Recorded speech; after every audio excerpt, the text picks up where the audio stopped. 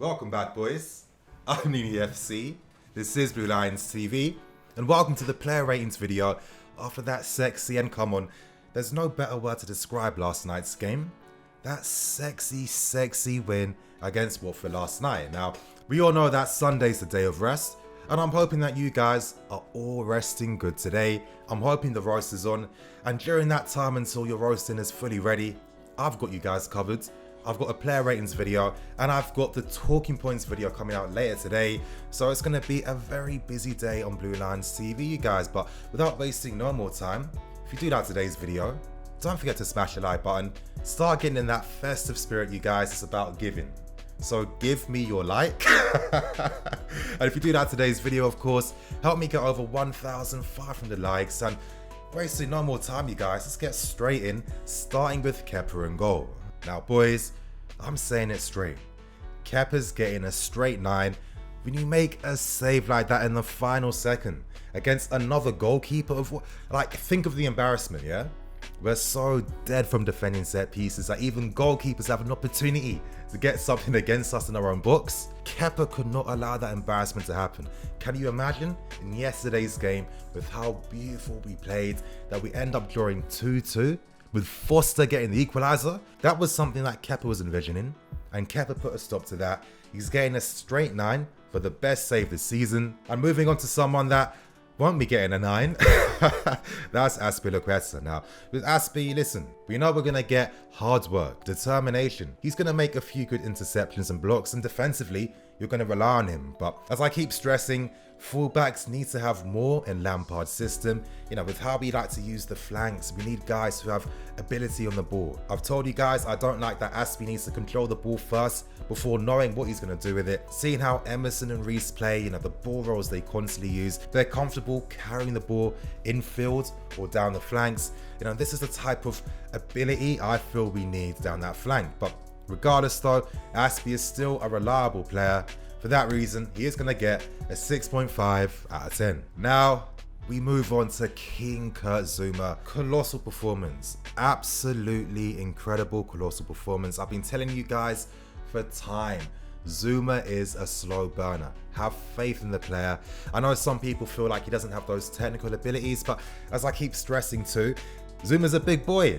You know, this guy is very dense. He weighs over 90 kilograms. He's by far the heaviest, muscliest player we have in the team right now. So naturally, when he's going to play on the ball, he's going to look dense. He's not going to look, you know, really light-footed, because he's not. He's not a light-footed guy. But regardless, look at the end products of his passes. Personally, I don't see any of this little rustiness or this uncertainty that some people see. I see a guy that wins every single down ball in the air. I see a guy that doesn't give away any fouls when he makes tackles. I mean, some of the blocks he made against Watford, that block in particular at the start of the second half, that is prime Kurt Zouma. That is prime Kurt Zouma. For me, he is our #1 defender.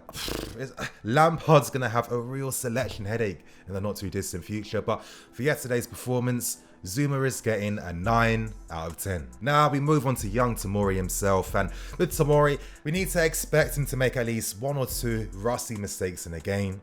But as I'm constantly stressing, look at how the player finishes games. With Kurt Zouma back in the day when Kurt was the same age, you know, normally in the final 10-15 minutes, that's when he lost a lot of his concentration, but now he's a much better player for that. I think it's a similar situation for Tomori. I think that when a game starts, maybe his concentration is not fully there, but once he feels the tempo and pace of the game, you can rely upon him. And in yesterday's game, he uses one-on-one defending ability really well. Of course, he can play out from the back with a player like this as well. And you never see him getting caught out of position. And for someone this young that's barely played at this level, it's really impressive. Tomori is going to get a 7 out of 10. And to end things with a back four, a guy that I've been missing for a long time. His name is Emerson. And the effortless source in yesterday's game. I mean, this is what I love about Emerson right now. The confidence. He gives off so much confidence. You feel like no one's going to get past him. You feel like he's never going to lose possession of the ball. You feel like he's always going to do the right thing at the right time. And when you have a player, when you can rely on them like this, it's a beautiful thing. Emerson is a top class player. And I'm putting it out there, you guys. If Emerson continues his form throughout the season, there's a real possibility that we might have to talk about this guy being in the top 5 left backs in the world. Because some of the football I'm seeing from this guy right now, hats off to Emerson. For that reason, Emerson is going to get a 7.5 out of 10. Now, we can move on to the midfield, and I've been waiting to get to this segment. I'm going to start off with young Luka Modric himself, Mateo Kovacic. Now, my God, honestly, one of my all-time favourite midfield performances I've seen for a very long time. You know, players like Kova are the reason why we love football in the first place. To see this guy playing 11 aside like it was 5 aside yesterday, I mean, the skill, the ability, the amount of touches on the ball. I think he had the most touches a midfield players had in the Premier League for this season. And combining all these factors together, he really put in a masterful performance yesterday. It was masterful, it was beautiful. And I watched it again and it's even better. Now, once or twice yesterday, yeah, his final ball wasn't there. But can I overlook the incredible pieces of skill and play that produce those final ball moments? I can't. As I'm saying, he is one of the best midfield players in the Premier League right now. There's not many players playing better than him in that position. For Kova's player rating, I'm going to give him a 9 out of 10. And if only he could get a goal or maybe get more assists in the game. Honestly, with how he played the game, it was like a 10 out of 10 performance, but we need to look at the end product at times. And yeah, even though it was there for like 90% of the time, at times there was still some small moments. And you know, if you want to get a 10 out of 10, it needs to be a memorable performance for the ages. You know, let's be realistic. So on that note, I feel like I am giving him a fair score. And to move on to Kova's midfield partner in none other than Jorginho. It was the pass of the damn season.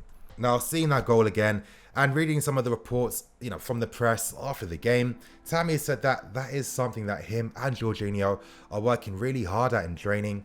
At times, you know, they've been very unlucky and unfortunate, but, you know, if this is something they're consistently working on, that's going to give us another edge in breaking down opponents. I feel like Jorginho has the ability to play this style of pass more accurately than he does, and in yesterday's game, we saw him pull off the impossible time and time again. Seeing how Jorginho and Kova have really grown and developed this season has been really impressive, and it does make you think, why wasn't Sarri a bit flexible enough last season to use both players in a similar manner? What I love about Jorginho's performance yesterday is that, you know, his defensive ability was still there. How many times did him and Kova sweep up danger and kickstart more attacks? When it came to the penalty incident, we all know that was complete bullshit. I mean, Deulofeu completely bought that. We can't even debate that. So I'm not going to take that away from his final score because it was never a penalty. Jorginho played a brilliant game yesterday. For me, Kova was the best player, and for that reason, Jorginho is going to score an 8.5 out of 10. Now, we move on to Christian Pulisic, and the first thing that really impressed me with Pulisic's game was how he defended with the team. It's been an area in which I have criticised him this season, but I have said with more time, he's only going to get better at that aspect of his game. You know, in yesterday's game, he really helped the team out, and Frank Lampard would most definitely be impressed by his performance. On top of that, I thought he looked quite good between the lines. He linked up well with his teammates. His movement in behind, you know, is an asset of his game that a lot of us didn't even consider when we first signed him. And it is great to see that he has more dimensions to his game. He took his goal really well, getting in front of his man. And I'm liking that Pulisic's looking a lot more confident and assured of himself, looking to take responsibility for himself and for the team. For that reason, Pulisic is going to score a 7.5 out of 10. Now, we move on to Mason Mount.